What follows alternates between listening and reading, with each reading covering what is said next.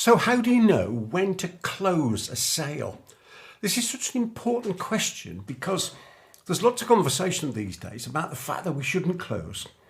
And people talk about consultative selling and the fact that that type of selling then brings us to the point almost naturally where the client, customer, patient says, yes, I'll have it. Yes, I'll go ahead.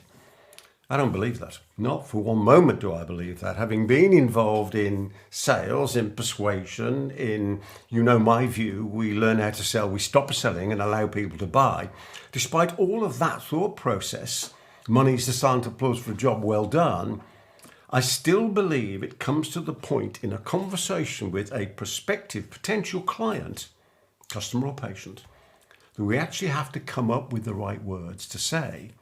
And this is the point of today's message, it's when do we do it?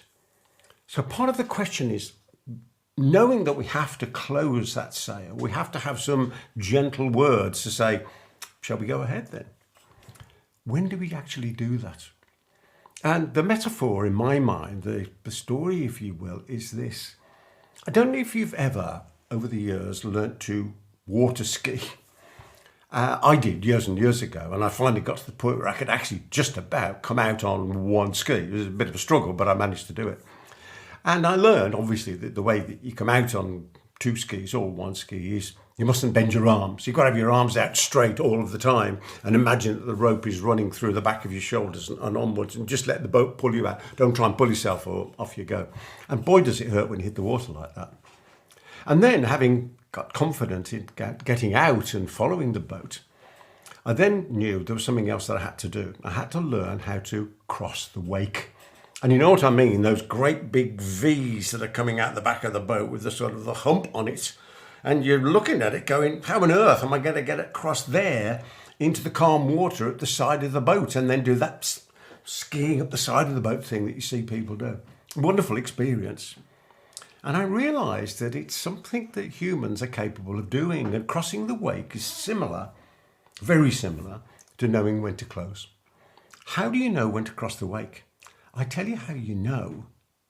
You just know. You just make a decision that you're going to do it, and having decided, you pick your moment and you do it. And what you find, as I found, is it's a darn sight easier than you think it would be. Okay, it's a bit of bopping up and down, your knees going up and down like pistons, but nevertheless, suddenly you find yourself in the clear water. Now, of course, there's coming back, but it's a whole story about skiing and nothing to do with closing.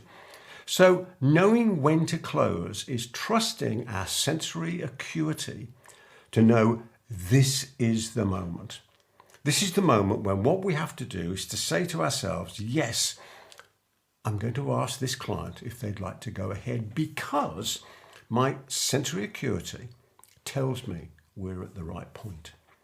And here's an expression. This is an old expression and it's still slightly true, but you'll get the point of why I'm saying it. You never learn how to close by closing too late and too soft. You only ever learn how to really close in that selling process, remembering that the art of selling is allow people to persuade themselves. But nevertheless, you only know how to close when you close too soon and too hard and you realise you got it wrong. In the same way, crossing the wake.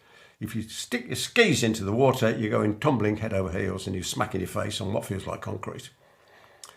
We have to trust ourselves to know by picking up the messages, the subtle messages, the unspoken messages that clients are giving us. I'm sure you can take this away and use it. It's such an important point of being successful in business, is learning how to sell, stop selling, allow people to buy, but knowing that we have to, however gently, close that sale. If you've enjoyed this, there's plenty more of these videos around here. And in the meantime, I wish you every success in all your adventures in life. From me, Peter Thomson, until the next time, goodbye for now.